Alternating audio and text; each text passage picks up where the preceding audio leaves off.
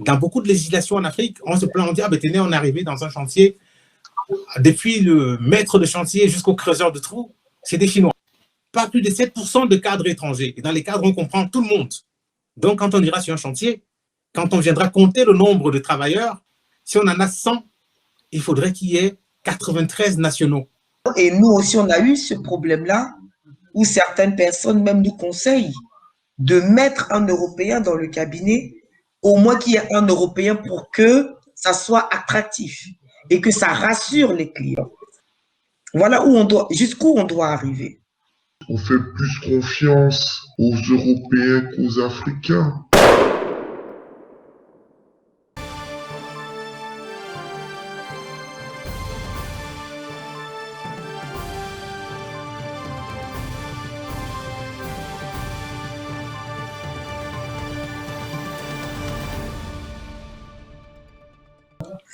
Alors, je disais que je lisais quelques commentaires. Bon, il y en a certains que je ne vois plus, malheureusement. Oui.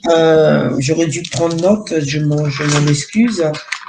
Mais là, le dernier que je lis, c'est le palais présidentiel gabonais a pris feu et elle a été confiée à une entreprise française. Pourquoi ne pas confier le marché aux entreprises africaines? Ben, je pourrais répondre, il faut demander au gouvernement gabonais, mais la réponse, nous la connaissons toutes. La réponse, nous la connaissons toutes. On fait plus confiance aux Européens qu'aux Africains. Et ça a toujours été ainsi. C'est ce que je plaçais en décor dès le début. Et de rassurer les Africains, comme je dis, nous avons les mêmes compétences. Et nous savons ce que nous sommes capables de faire. Mais c'est aussi aux Africains de se dire que leurs frères ont également ces compétences-là. Le Gabon fait confiance aux grands cabinets européens, estimant, et nous aussi on a eu ce problème-là, où certaines personnes même nous conseillent de mettre un Européen dans le cabinet, au moins qu'il y ait un Européen pour que ça soit attractif et que ça rassure les clients. Voilà où on doit, jusqu'où on doit arriver. Parce que si on rentre dans le cabinet qu'on voit que des têtes de Camerounais et d'Ivoiriens et de Rwandais, bon, voilà. C'est pas, je ne suis pas dans le jugement ou dans le truc. C'est juste que en fait, l'Africain doit aussi faire confiance à l'Africain.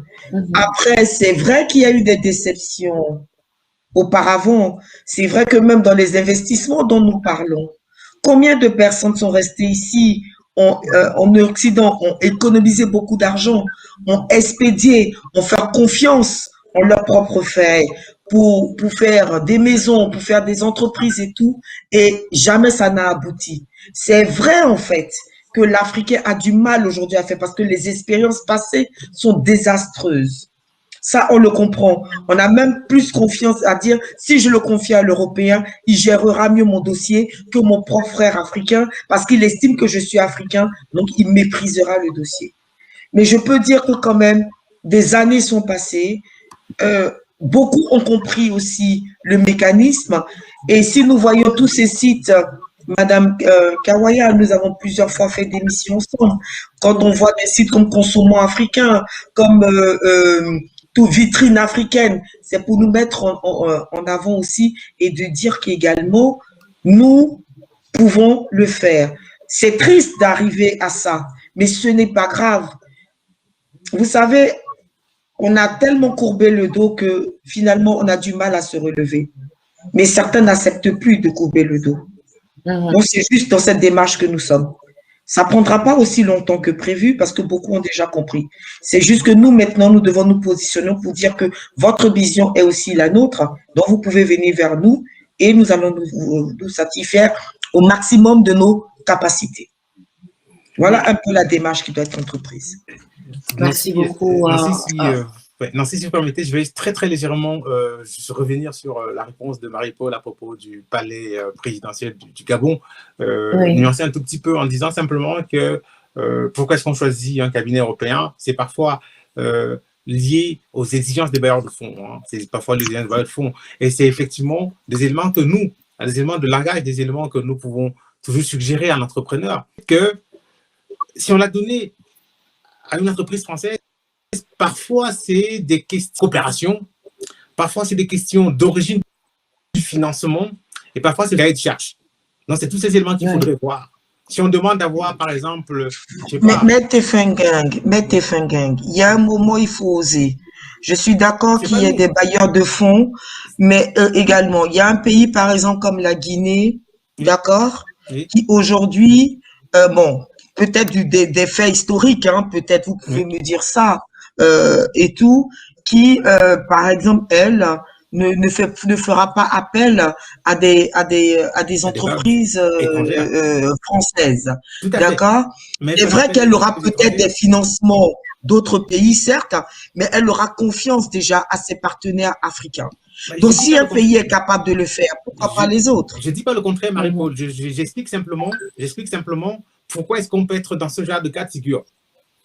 Prenons cas, revenons à la Guinée-Conakry. La Guinée-Conakry, peut-être sur un marché précis, va capter des financements des financements turcs. Et c'est une entreprise turque qui va exécuter les travaux. C'est plus ou moins le même cas de figure, sauf qu'ici, je comprends de quoi on parle. On est un peu dans le rejet le sentiment anticolonial français. Je suis aussi contre toutes ces manières de faire. Mais ça nous interpelle sur les raisons pour lesquelles nous allons encore aller chercher du financement à l'étranger alors que nous avons tout sur place. Ça, c'est aussi une autre question de philosophie, une question d'approche, mais c'était juste pour répondre à la question de notre cher ami qui se demandait pourquoi. D'ailleurs, je trouve juste des possibilités de solutions en se basant aussi sur la pratique. On va prendre un cas tout simple. Pour certains marchés, il faut un équipement spécifique. On va par exemple demander une grue ou, je sais pas, une bétonnière ou que sais-je encore. Et d'ailleurs même, Marie-Paul, tu te souviens, cette technologie des Israéliens pour le reprofilage des routes, nous l'avons proposé à un gouvernement en Afrique subsaharienne, mais il se trouve que dans cet État, il n'y a que 2 entreprises qui possèdent un appareillage susceptible d'utiliser ces 2 entreprises. C'est malheureusement Razel et dites-moi, si dans le cahier de charge, c'est précisé qu'il faut avoir cette machine, soit l'entrepreneur va aller l'acheter, mais il va domper son investissement, soit il va dire je ne postule pas et ça va aller chez Sogea Sato, mais nous allons encore crier après. Soit alors, pour gérer ce genre de marché, il va se rapprocher vers un entrepreneur qui possède l'outillage et se dire, regarde, on y va en joint venture, on avance. Nos États, enfin, imposé des manières de contracter. On va prendre des cas aussi tout simples. Dans beaucoup de législations en Afrique, on se plaint, on dit, ah ben tenez, on est arrivé dans un chantier, depuis le maître de chantier jusqu'au creuseur de trous, c'est des Chinois. Pourquoi? Mais parce que dans ces on n'a pas limité le quota de la main-d'œuvre. Dans certains États, on a dit pas plus de 7% de cadres étrangers. Et dans les cadres, on comprend tout le monde. Donc, quand on ira sur un chantier, quand on viendra compter le nombre de travailleurs, si on en a 100, il faudrait qu'il y ait 93 nationaux et seulement 7 étrangers. Ça, c'est des éléments que nous savons. Et ça, parfois, conduit dans certains États à la dénonciation de contrat.